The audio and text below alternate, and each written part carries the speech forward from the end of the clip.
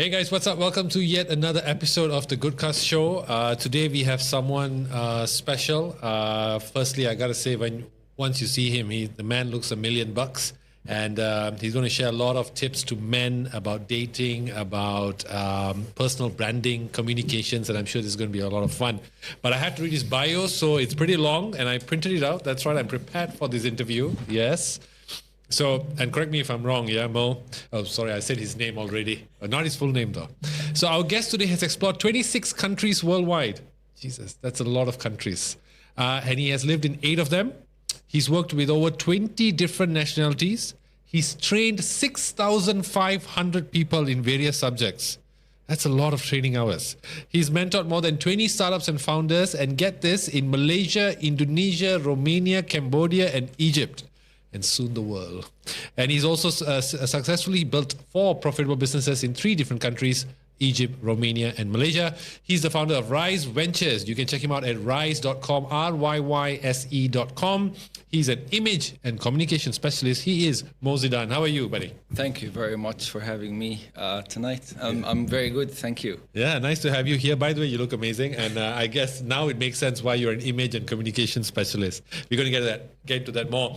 Now, as a warm-up, I just prepared this bunch of questions because I checked on your website that you also provide, you like to talk about dating as well, relationship and all that. So what I had done was I asked some of my listeners to come up to share some of the deep questions on relationships. And just a quick 10 questions. Want to see what you have, your thoughts on them. So let's go. Question number 1, dating a colleague, yes or no? Yes.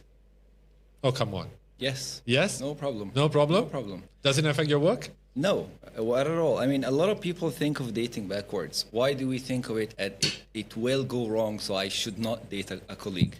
It will go right, and this colleague could end up being a partner.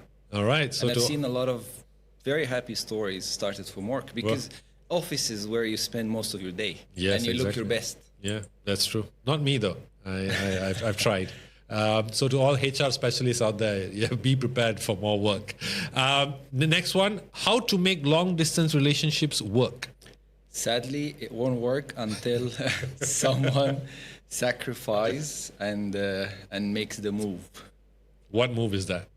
Physically. Okay. Comes to the other. Or they could choose a third country and they could both meet. Perfect. I agree with you. There. I don't think long-distance works at all. From an experience, I dated the German and it did not work until she came to Egypt. Nice. Okay, thirdly, how to build trust in a relationship?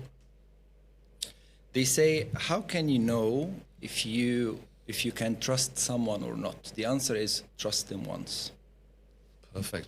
Man, you are so eloquent in your answers. I love it. Open relationships, do they work? Open means multiple partners? Yes. I don't think so. Doesn't work? No. I hate them. They cannot be called relationships. Right. We can call them something else. Yeah, but not relationships, right? You have to commit. There we go, guys. So to whoever who posed that question, I don't want to mention your name, but get out of it now. Yeah. How to get over a relationship?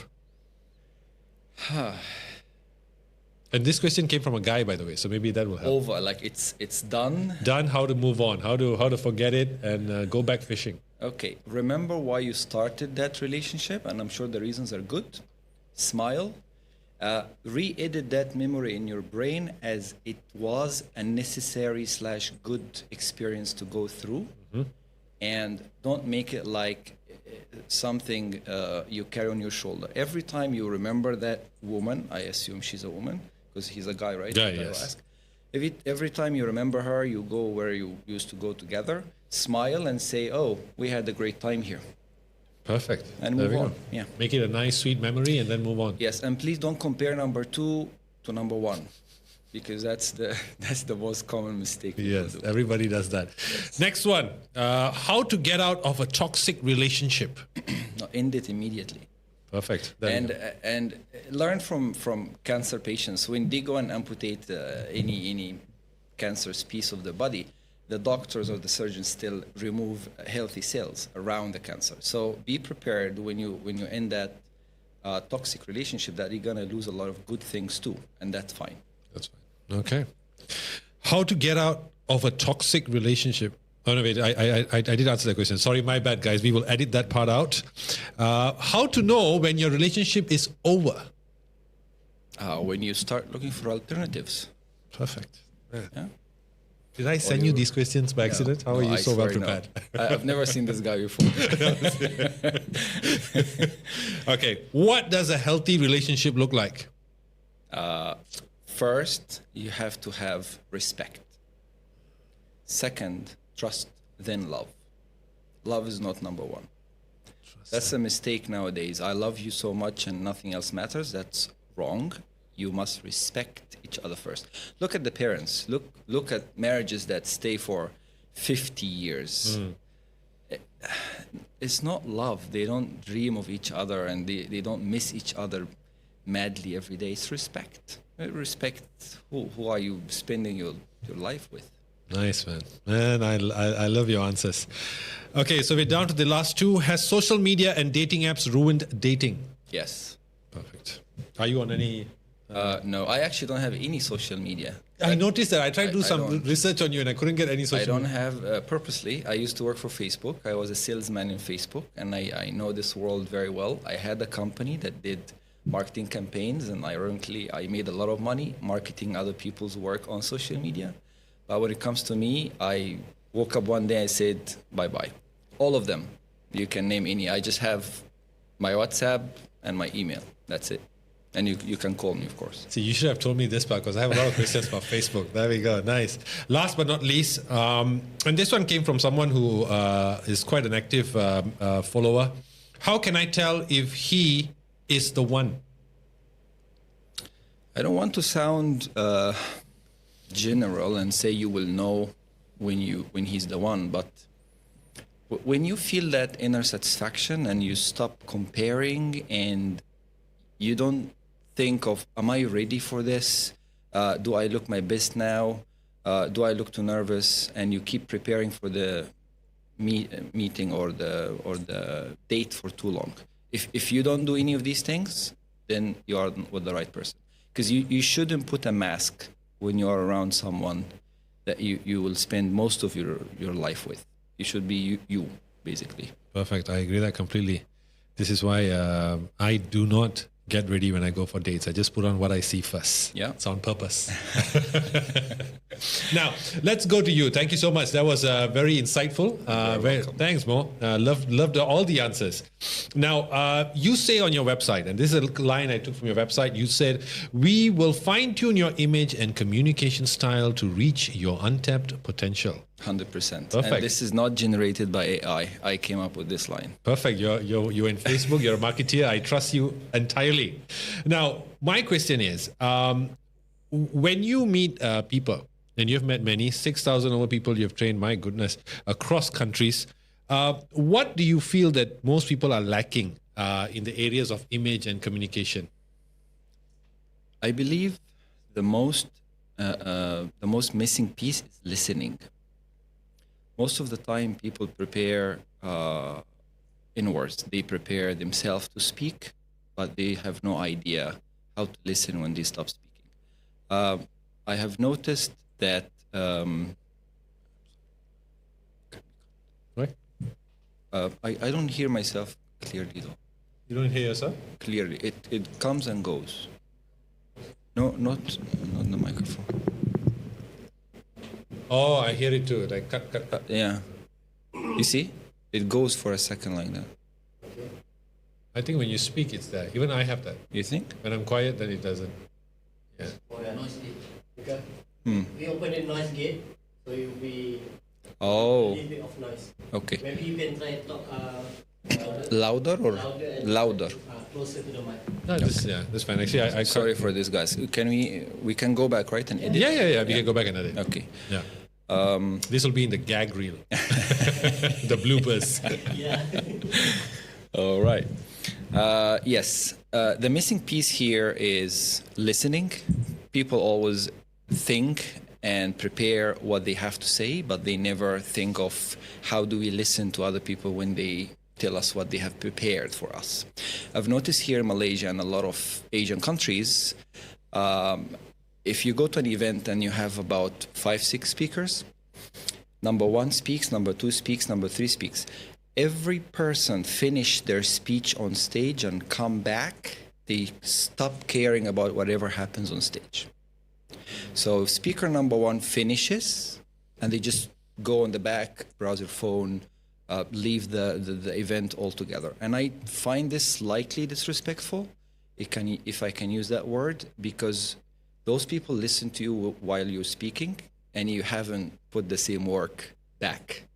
So that is the missing piece. People can speak very good, but you always think, oh, nobody's listening, nobody cares. Did I do anything wrong? No, you haven't. People just don't care because they don't know how to listen. Understand. Yeah. Understand. Sorry. Now, when I was looking through your website, there was one thing that I noticed, that you teach mannerisms to men. Yes. Right? You talk about chivalry and all this. And when I saw the word mannerism, it reminded me of the movie The Kingsman. Right? And especially that iconic line, manners maketh man. Yes. Right? So I want to ask you, what are the mannerisms that are most commonly forgotten by men today? That's a very, very deep question. I ask myself this question every day. So when I go somewhere and I look at people, I look at men and I ask myself, what's missing? The answer is men get attached too much to their childhood, and they don't draw the line between, now I can't invest that much money and time in video games. I need to be a man. A lot of people will think that I'm a bit harsh. What's the relationship between me playing a game and me being a man? No, you can't be a man and play 8 hours a day a video game. I'm very sorry. You can't. No. This is, I mean, you're creating a visual reality and you're running away from something you don't want to face. I don't think that's a manly behavior. Another thing I feel men stop doing that stops them from being men is investing the time and the effort in the way they look. Okay. We're not. You don't have to look at me and say, no, I just came from work. No, you look perfect. Thank you. You have a great shirt and you look really good. How polite of you. No, for real, you look really good. Thank you.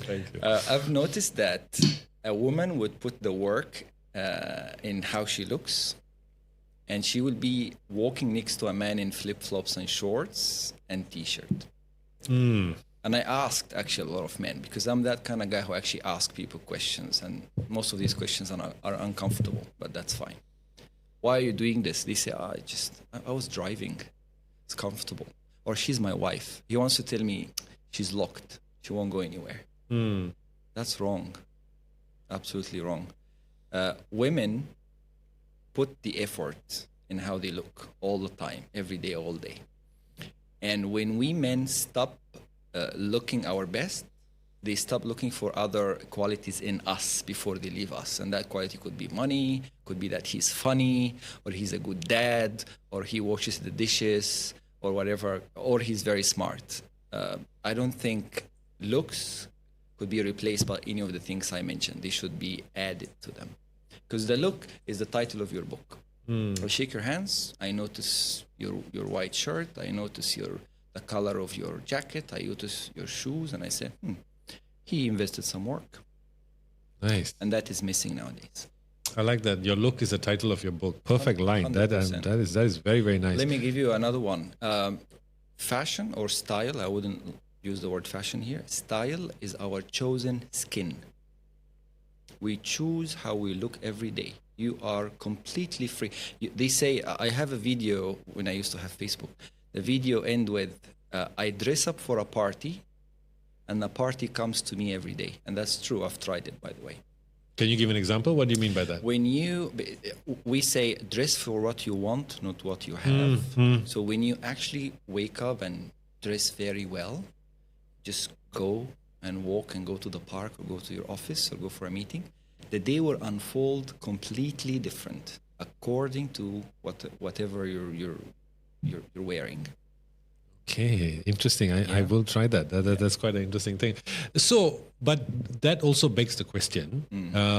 When I watch classic movies, for example, like Casablanca and all these movies, You see all these old school actors dressed to the nines all the time. The men, you're right. But when you see old pictures of people traveling, men are always in suits. Yes. Look right? at New York in the 30s. Everybody had a suit and a tie and a leather shoe and a hat. Yeah. So why then?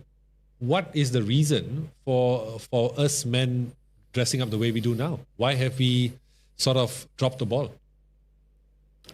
I like your question very much because it makes me think deeper about it. I think men stopped caring because let's face it, we do most of what we do as men, straight men, to attract women. And the moment women stop caring about how we look, we started investing on being masculine in different ways. I could flex with my car, I could flex with my job, but I will never tell you, oh, this suit is tailor-made and the fabric is Italian and this and that, because she wouldn't care. I like your car, we're done. I think we stopped caring because of that. Because what attracts what we want is different. So it sort of emphasizes the notion that people respond to incentive. So if women do not value that, there's no incentive in dressing up. Yes. Perfect. Now, just to pick up from what you said just now, you said dress, even on your website, you said dress for what you want in life, not what you have already. True. Okay. I mean, let's be honest here. I mean, there is a perception that dressing up the way that, dressing up to the nines all the time is expensive. And it is costly. And, not all of us may be blessed with that disposable income to do so. Am I right in having this assumption that dressing to the nines or dressing for the life that you want is expensive and not practical? Well, I thank you very much for calling it an assumption because it's not reality. And I thank you again for asking this question because a lot of people would look at me and say, can't afford this. Let me tell you, you're wrong. Dressing up is not expensive at all. I don't wear brands and I don't like to wear brands, and I could happily share with you the cost of the things I'm wearing right now. Perfect. Let's hear it. And this jacket here is made in Romania, and I bought it. It's tailor-made. It cost me 260 ringgit. You're joking. I'm not joking. Okay? 260 ringgit. Yes. And here's the trick. I have a lot of tricks I can share with whoever wants to communicate with me later. I don't have a problem going and buying a second-hand or any outlet piece. I actually feel good going and hunting because you never know what you're gonna end up buying. Yeah, the bargains you'll get. You see what I mean? And a lot of people forgot the magic of altering. Now, because now we're very fussy and choosy and spoiled, you want the piece to fit on you perfectly every time. But this was never the case before. If you notice, if you go and buy a suit from a good brand, the pants are never finished from the bottom. After you put it on, they make a mark and they make it according to your height. So I use altering for everything I buy. I alter my shirts, I alter my jackets, I alter my pants. And when I go and hunt for any piece, I don't think of it as, oh, this is not what I want. No, think about it with an open mind. Okay. Use your imagination. So let's go back to the core of the question. Costly? No. You could go and invest 300 ringgit and look fantastic. You could browse your father's wardrobe and get a suit that he doesn't want anymore, and it just becomes yours after investing 100 ringgit. After altering it. Yes. You could buy a second-hand tie for 20 ringgit. Believe it or not, this is what most people don't do. Who cares if this suit is from X brand and it cost me $6,000? I am the only one who knows that. You wouldn't see the brand. And funny enough, I've seen people keeping the suit brands here just to show off. When you buy it new and you have that label. Yeah. In fact, I told the guy, why you keep it? He said, because I paid so much money for it. So he wants people to know the brand, which is, to me, funny. So that is an interesting way to end what you said, because you're sort of hinting at the insecurities that people have. Yes. one of the things that I feel, and correct me if I'm wrong here, is that it's not just about what you wear. I always have this saying: it's not what you wear, it's who wears it. 100%. Right. So, which means that confidence is part of how a man looks like, how a man is perceived. Another saying that I like is the world sees you how you see yourself. And I feel when I look at a lot of these up and coming young men, that confidence is something that is lacking. Right. True. So how does what thought processes do they have to go in order to convince themselves that they are enough and build that confidence with who they are? Okay. Now, because the world now runs on black and white, us versus them, we tend to think about confidence as you have it or you don't have it. But in reality, it has a lot of shades. Some people don't have it at all. And some people on the upper end, we call them names I wouldn't like to call them on this podcast. No worries. If it's offensive, we will just edit it out. But the people who we don't like, you know, and there's a man extremely arrogant, and he wants you to know that he's here, and he flashes his money and his brands in your face without people asking for. Those people we don't want. So we're gonna trim the top and the bottom, and we're gonna play in the middle. Now, to be convincing is to be natural, right? So what is confidence to everybody is different than the others. Confidence to me means something, confidence to you means something. So we reverse engineer. Someone comes to me and say, oh, I like this woman and I don't know how to speak to her. Okay, now we know what would make him think he's confident. Another guy says, I am managing 300 people in my company and I don't know how to run a good meeting. Now we know what is confidence for this man. Everybody, and by the way, some people are very good with women, but if they go on stage and present something, they won't be able to speak for a minute. So these two things are not linked, because people think you have no problem to speak with anybody. No, they're different things. Okay. So yeah, to answer your question in short, confidence exists in shades. We need to pick the one that works for us, and we work towards it. Awesome.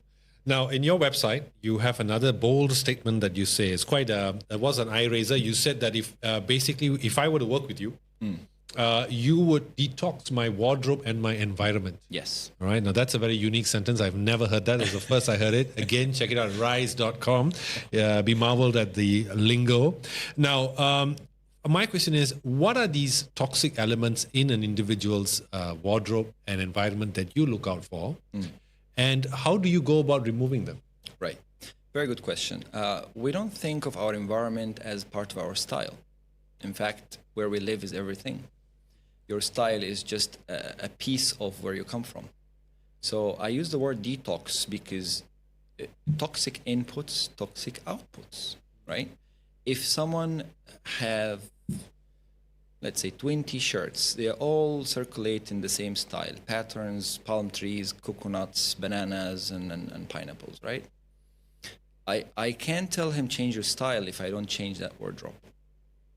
Because let's speak about us first, men. We are very lazy. I actually remember watching a video on YouTube asking men, based on what do you choose, which pants do you wear every day? Most of the answers were whichever pants that has the belt in it. Oh, wow. So that is how lazy most men are. They just open the wardrobe and say, oh, the black pants has the belt. I'm just gonna wear the black pants. Does it match? I don't care. So if I don't start from your wardrobe, detox it completely, and then go with you, buy the new skin or whatever works with the new you or where you're going, and then bring that to your wardrobe, we can't change anything. And wardrobe, remember, is just one piece. I'm talking about everything you see in your day. The colors around you, the smell. Most people skip that part. Smell is very important. In fact, I don't know if anybody noticed, if you enter some brands in malls, the moment you step into that shop, there is one smell, distinctive smell. They always use one smell. Massimo Dutti have that. A lot of brands have one smell they never use, will never change. You need to have a scent for you too. You need to have a color that is your color. The things you buy to put in your desk, even if you're not looking at them directly, you're feeding your subconscious mind. Interesting. That's why we must detox where you live, so we can install the new system or the new. Perfect. Wow, this is a very intricate world. I honestly did not know about that fact that these outlets have that one smell. Maybe I smell it, but I don't record it. I worked in hospitality. I worked in a lot of hotels, and I learned a lot from there. And hotels tend to tackle all your 5 senses. So the temperature when you enter, so you feel it. You smell something. You see the decoration. You hear music, and someone tells you something. They have that list, mental list. Once they tick the 5 on your 5 senses, you connect to the place. That's why we like hotels very much. Oh, wow. Yes, yeah. Wow, that is amazing. It's engineered. IKEA has the same. When you enter in Europe, we have a convenience store called Lidl. It's a German brand, like Tesco here. When you enter Lidl, they put the fresh, the bakery by the door. So when you enter, you always smell freshly baked bread. So you will have an idea that everything here is fresh and nice, but most of it is sugar and plastic and nonsense. It's still a trick. Yeah. Wow, that is very interesting. Smell is very important. Very important. Oh, okay. I did not know about the hotel. Now, another thing that to move along is one of the things that you talk about your book is the importance of the sort of non-verbal communication that we project, right, through body movements and sound tones and all that. Now, I've read several books and I'm marveled by just how much you can read from a person just by what they do. Like for instance, I read this thing where when somebody gives you a handshake, if the palm is open, that means subconsciously they're saying that I have nothing to hide. Right. Stuff like that. And reading that book was not the right thing to do, because everything some people do, I'll be like looking and remember, he's doing become an agent. Yeah, you know what I mean? What are you hiding? Yeah, exactly. So you say that that you would look out for signals and words. You'll make us realize the signals and words. So what signals and words are we not paying attention to? Well, depending on what you're attracting, I always say, what number are you dialing? When I speak to someone, some of what I'm saying comes out of my mouth, some of it comes out of my eyes, some of it comes out of my hands, and maybe my body movement if I'm standing in front of you. And all of that goes and forms a message by me. Am I talking to my boss? Am I talking to my son?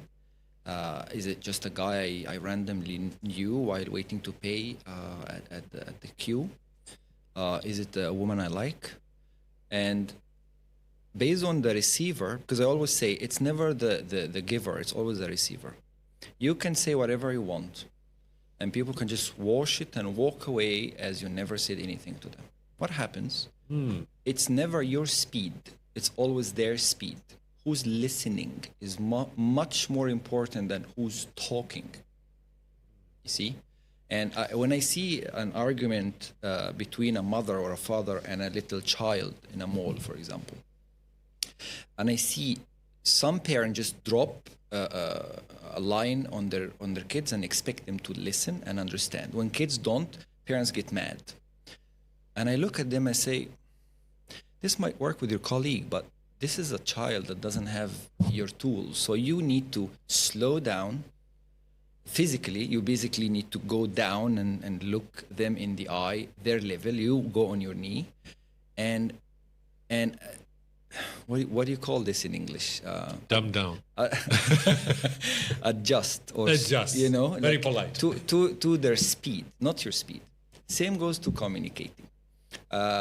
Physically, as you mentioned, the handshake, for example. I come from the Middle East, and it's very funny.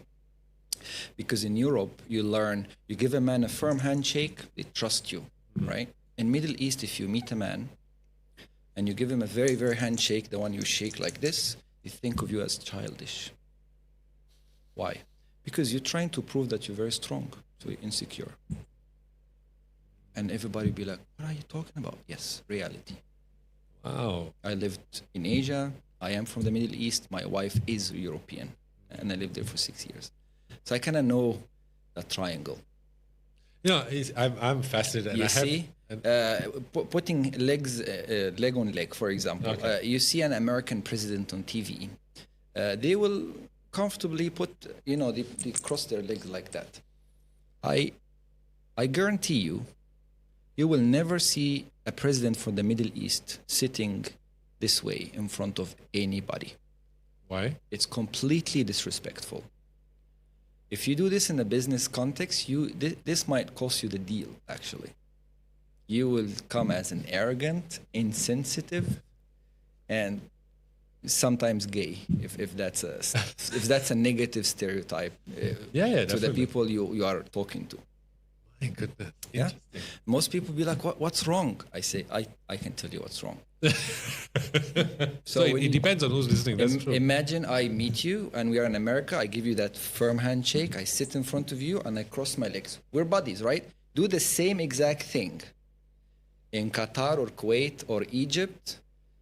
You will tick X's on all the boxes. The box will be like, this man, I don't want to see this man again. So that's interesting then. So tell us, what are the other differences, some differences, maybe 3 of the top differences you see between non-verbal communication in, just say, in the Middle East compared to Asia?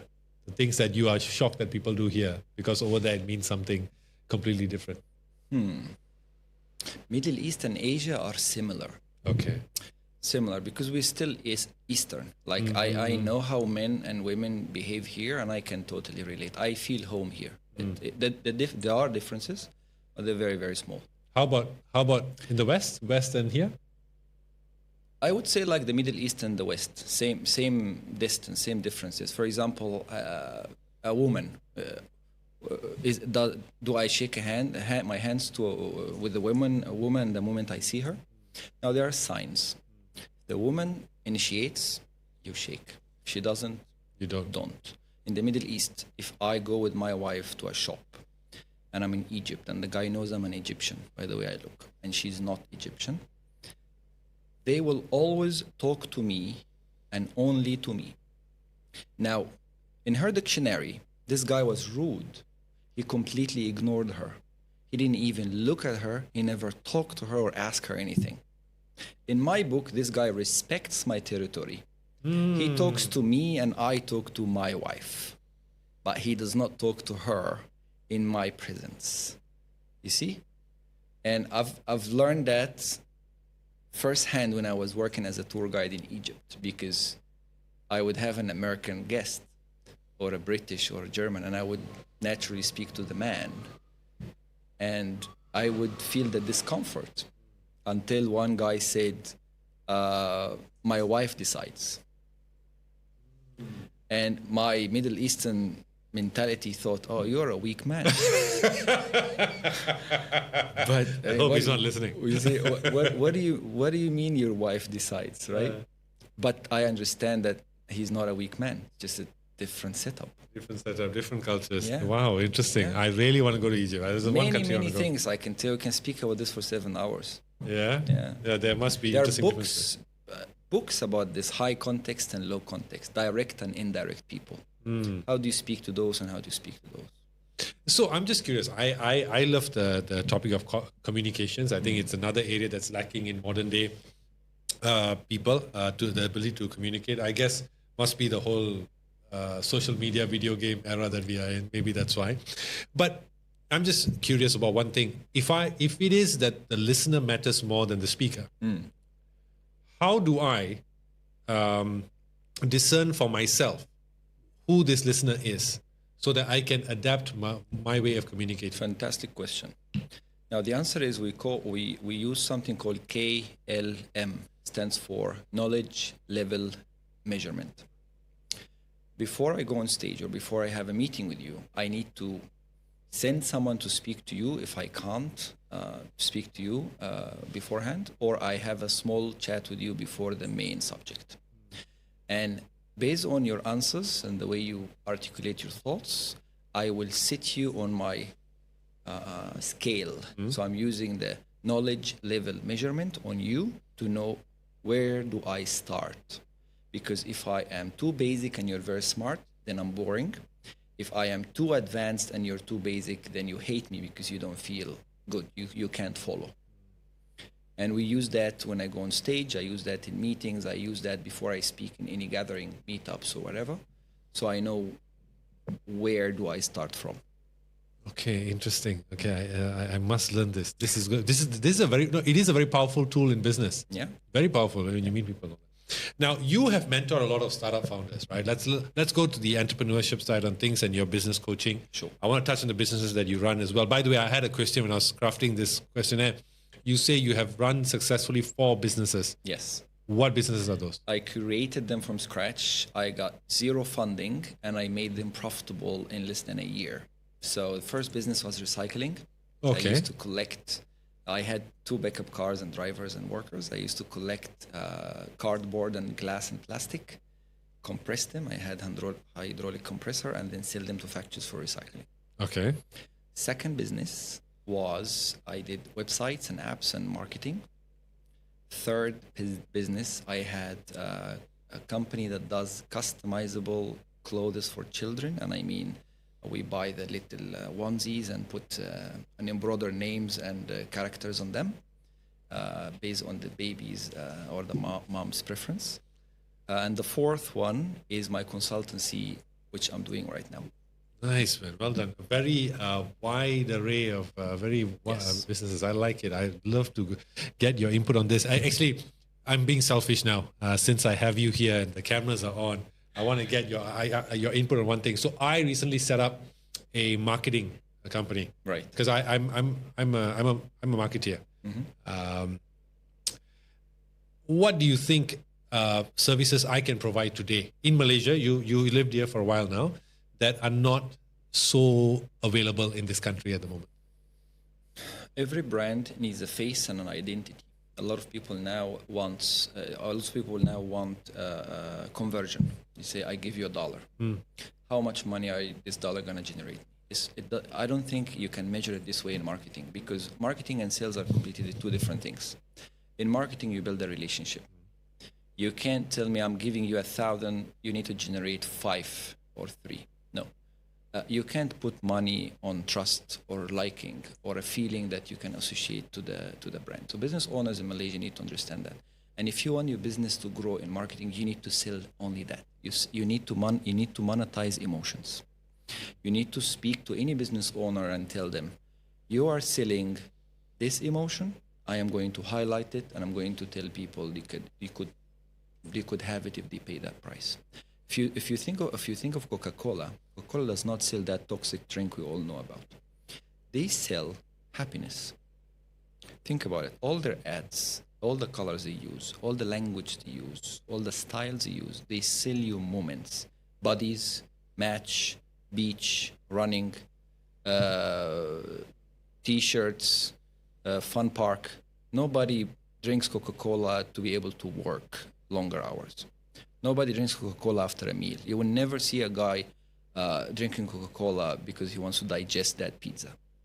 This is what we do in reality, but they will never show you that in the ad. Why? Because the emotion they sell is not, what do you call this in English when you're full after the food? Fulfillment? No.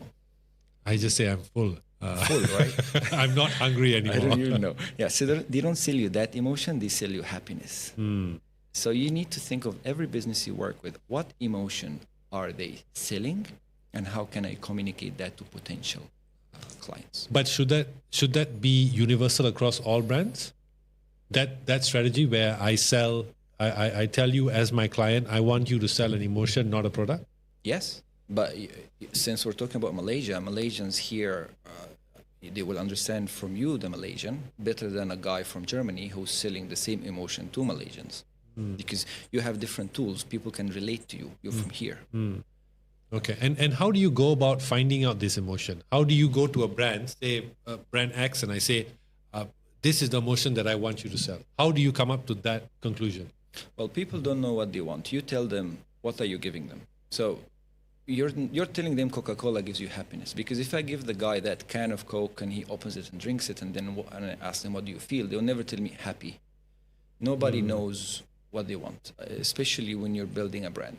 So you tell them, you're supposed to feel good after this. You will look very cool if you drive that BMW. You'll look very classy when you wear that watch. And then you'll be like, you're right. They just take it from you because we're very lazy, and you put the label you want on your brand, and we just pay you to be associated to that, to be one of your tribe.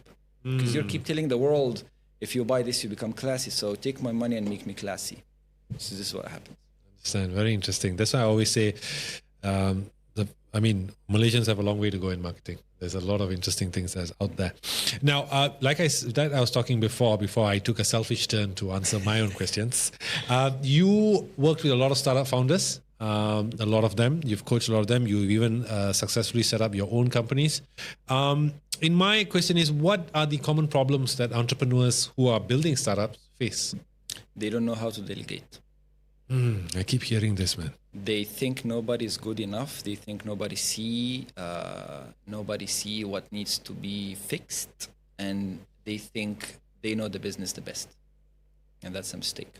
Yeah, just a segue from that is before you came on, I was talking to Maury, and before Maury was this guy who was a business consultant. Right. So after the podcast, then we started talking, and just like I was telling him, I said, I'm a guy, I have a lot of ideas, and so I had this idea, but I said, look, let's work together. You consult me on this idea, and my goodness, it's a world of a difference now. It's not just you get a third party input. It's really, really powerful. Yeah, very powerful. That's why people like you are needed. Please. And if I may add, one of the biggest mistakes founders have is they get too attached, I may say emotionally attached to their ideas and businesses, and this is completely wrong. But okay, just a kickback on that, right? The businesses that I grew up respecting, adoring, are businesses that stood the test of time. Okay. With founders who built something and then it just went on, it became a generational business, some of them, or whatever. Isn't legacy an important part for an important milestone for any founder? So why just build something to sell it or to exit? Why? You're telling me that they should not focus on exit? Yeah, what I'm saying is because nowadays whenever people tell me that founders get too attached to their brands, but that generally translates into, okay, you build a business, then sell it or exit, right? But the businesses that I grew up adoring were businesses that were built by a founder and then carried on. It wasn't sold. Maybe it was passed on to the children. It was a generational business, or the legacy of that founder remains. But as compared to an exit, where you lose the legacy. No, we are on the same page. I agree with you. I'm not a big fan of exits too, especially the very quick ones. Yes, I have so much respect to generational businesses who stay for 3, 4, 5 generations. What I was saying is, if you come up with an idea and it works for some time, and someone comes and tell you need to fine tune this and that. Okay. Don't get too emotional and say, oh, it worked, it will work again. No, time change, you change, everything around you change, the idea needs to change. Perfect. Completely agree with that. Now, one thing that I look back, because I was in business before this, and one of the mistakes I did growing up in business was that I often got too close to my idea. Right. And because I just got fixated on my idea, sometimes, not all the time, but 1 or 2 failures I had was because I invested in ideas that I had no business really getting into, or I should not have done. So in your opinion, what is the criteria, or what are the criteria that a founder should have, should apply on his or her ideas to sort of filter the ones that he should get into from the ones that he should not? If I have 10 ideas, where do I know which idea would work? Yeah. Or how do I know? How do I know?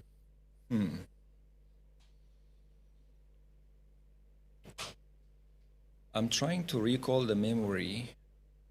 Why did I pick what I ended up doing? I'll be very, very honest to you and true to myself. I did what I did because I was closer to those businesses to generate income than the ones that I only had in my mind that I can't do tomorrow morning. So if we need to learn something from that, that would be to be realistic, maybe. I do still have a lot of ideas, and believe it or not, when I meet someone that I think they could execute my idea better than me, I just tell them. And I don't want any part of it. Because I want this thing to happen. Perfect. Yeah. Nice. I like that. That's a nice way of putting it. Now, one of the things that I struggled with in business is constructing a viable business, not a viable, a good business plan, right? I'm always second guessing myself and this business plan is not good enough. Investors won't like it. You've missed out a few details. That ego, that voice in my head comes to play. Yes. So how do entrepreneurs construct a good business plan? What elements should it have for them to convince investors or people to come on board? Forgive me to be brutally honest. I don't believe in business plans. Me too. And ironically enough, I studied business actually. So my degree is business. I learned to do business plans. And every time I saw a business plan, I'm like, this is a waste of time and energy. Let's just focus on the product, please. Okay. Because let's face it, I mean, business plan today could be relevant tomorrow morning. It's not relevant anymore. For any other element that you have no control over. A crisis happened in the world, in this crazy world we live in today, or a competitor entered the market, or one guy leaves your team because someone is paying them better, or whatever. So you're saying to not have them at all? No, I'm saying don't waste your time on business plan. Just think of how do you make money from that idea. Think small first. Yes, dream big and all these things, but think small and think of the day as it's one day. What do I do tomorrow morning? Do I need to finish this thing so it's sellable? Does my team understand what are we doing and why are we doing it? Do I have to be at the office before anybody comes? Because if I don't show up, nobody or nothing gets done. All these things that I need to focus on. But anything else, I would say it is a distraction. Okay. But then again, if you wanted to go and meet investors and you would need a business plan and you need a deck, right? Investors buy your confidence and buy your personality. Let's be very honest. Investors know that your projections or your valuation is just a number you came up with. You can come up with all different formulas and tell me my valuation is 25 months revenue or this and that. But the reality say, I give my money to whoever I like, personally, not professionally. If I don't want to see you again, I'm not giving you the money. Even though I have a great business idea? It does not matter. I wish someone else has the same business idea, but I like him better. Fair enough. Because I've seen both sides. I was the guy who pitched, and I was the guy who was sitting with investors, and I was the guy who raised funds, and I was the guy who mentoring founders to get the fund. So I've seen it all. And it's always about to be liked. Okay. That's it. So then that brings me to the next question then. So what do you do in order to be liked by these investors? First of all, don't try to outsmart any of them. Okay, let's be true to ourselves first. They need to see that you are working very hard. You have skin in the game, so you invested some of your money, time, connections, education in what are you trying to sell, and you are someone they can trust for a year or two, because a lot of ideas get fine-tuned and redirected after the investment. Right? So if you zoom in, they are not investing only in the ideas. They're investing in you. You are the captain of that ship. And if they like the idea and you change the idea, then something will be broken. Maybe you're fired. Maybe you give them back their money. Maybe something bad happens. But what guarantees that healthy relationship is the likability. They like you. You can come after a year and say, well, according to what's happening in the world, the team and myself came up with something we'd like to share with you. They will listen. And most of them will say, well, do it. You did it once. You can do it again. We're very sure we're gonna do it again. No problem. So be likable first. That should be the main thing. That's it. If I'm sitting now. So when I give talks while I'm standing, I say people see you, like you. This is your heart, and then pay you the wallet. So it's always 1, 2, 3. If you pitch them and focus on the wallet first, like if you go and tell them the asking is XYZ to build another factory or to expand our fleet, you'll be like, us too soon. I need to like you first. Then I'll give you the money. You know, I have a question. It's a burning question because I think one area I would like to improve, and one thing I would like to improve is like the way I put myself together, like look-wise. You know, like because I see guys like you, like you come in with a suit, and imagine you're right. When I first saw you, I was like, okay, it strikes an impact, right? You immediately. But I had a feeling you'd wear a suit. I was like, this guy's been wearing a suit, and here I am after work. So when you meet your clients and when you are consulting them about image and all that, what's your process like, and what's your fees like? Fantastic question. My process is never me starting to tell people they need to look better. It's offensive, it's personal, and if someone feels okay and they don't think there is a problem, I don't tell them they need to change anything. My job starts when people tell me we do need help here or there. Once they open the door for me, I can tell them, oh, in fact, you don't need help in what you mentioned, but you need help in something else. Because they just invited me in. And once I'm in, I tell them, no, your problem is not here, your problem is there actually. So it's not the aircon, it's the window. You don't have isolation. That's why it's never cool. Okay. Like that. You have sales, but your customer service is very bad. People come, but they don't stay. They don't stay. Style is also part of that. Do I need to have a haircut? It's not your hair. It's something else. It's something else. So I never push my service. I never tell people, even politely, I would never go to someone and say, if I may, you will look better in green. This is just, it's too personal. Can you share the names of in any popular figures whom you have coached? People I cannot share because it's private. Companies, I work with a lot of companies in Romania. I work with companies in Poland. I work with companies in Malaysia, in Cambodia. Okay. Yeah. So the question that you did not answer is, what's your fees? My fees, okay. So I don't charge people per hour. Okay. Because I think it's unfair. If we quit halfway because it's too expensive, so you wasted money and I wasted time. So before I start, we agree on a milestone and we put a price and a time frame for that milestone. Okay. Yeah. You want me to mention numbers? Yeah, why not?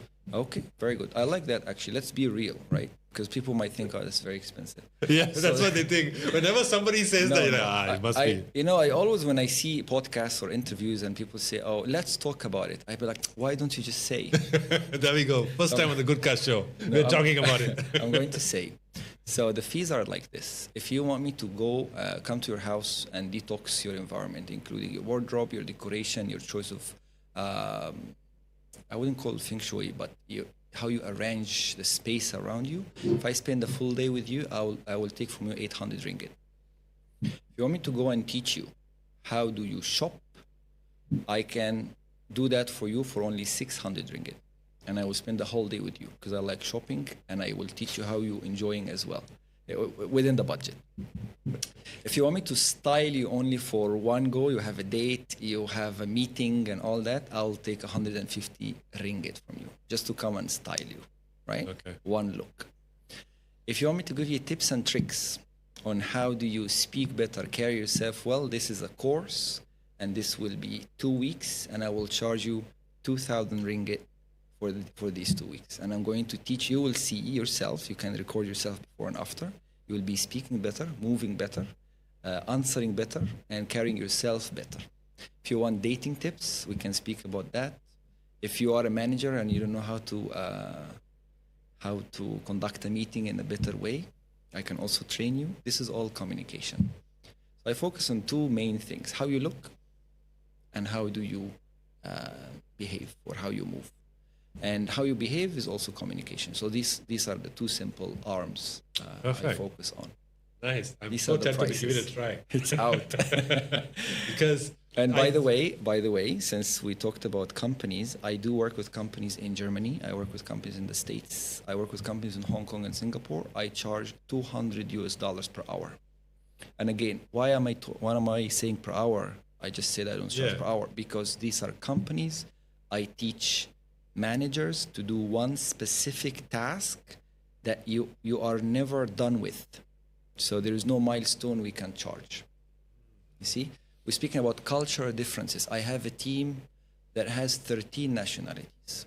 Okay. Then we analyze each of them. By the way, one of the things I do also is team design. How do you design a good team? Because you need to think of power distribution, alpha, sigma, gamma, and who's the boss, who's listening, us versus them, women, men, married, single, all of that will be taken into consideration. Wow. But I do think that it'll be a fun challenge to dress me up because this is Malaysia and I don't get my sizes all the time. I don't think you need any help. Oh, there we go, man. There we go. I love it. That would be $200. Perfect way to end the interview. I don't need any help. Now, before I let you go, one thing about you, of course, you have succeeded in setting up businesses across countries. You've mentored a lot of people. You've coached a lot of people. My question to you is, what do you accredit your success to? Accredit what I consider success. No. What is the reason behind your success? The reason behind my success. I think I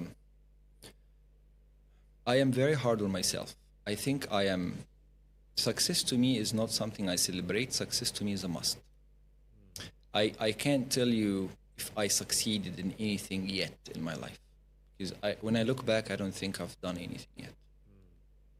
To me, I wake up and I always tell my wife, I don't call what I do a job, it's a mission. I think I am responsible to work with as many people as possible to look their best and behave their best, as long as I know a little bit more than them and I can share that knowledge. That is what's behind my success.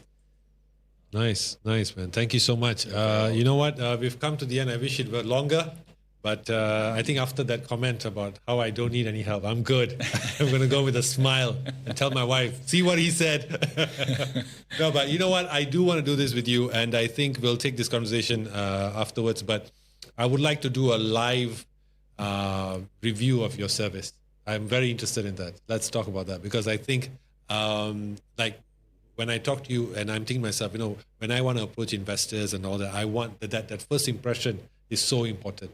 And with your help, I think I can nail it. $1 million in funding. My absolute pleasure. Of course. Awesome. So thank you guys. Thank you so much, Mo Zidan. By the way, one of my favorite football players is Zinedine Zidane. So I just want to highlight. Zizou, yes.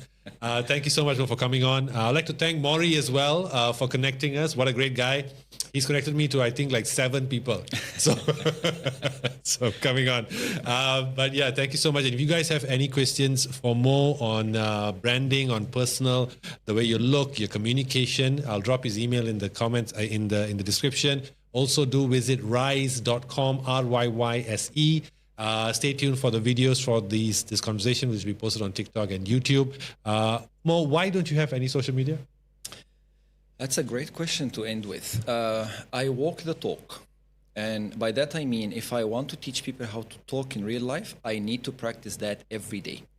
Messaging someone on LinkedIn and Facebook or Instagram is not the same as actually going and tell them, hi, my name is X and I would like to speak to you about this and that. Because in real life, you calculate much more things to align before you strike that entrance. But in social media or the online world, you just text. 2 weeks ago, I wanted to speak to the Romanian ambassador. We were in an event, and she was in a conversation. And I had to calculate, is that conversation important? How do I speak to her without interrupting what's happening? Do I introduce myself now or later?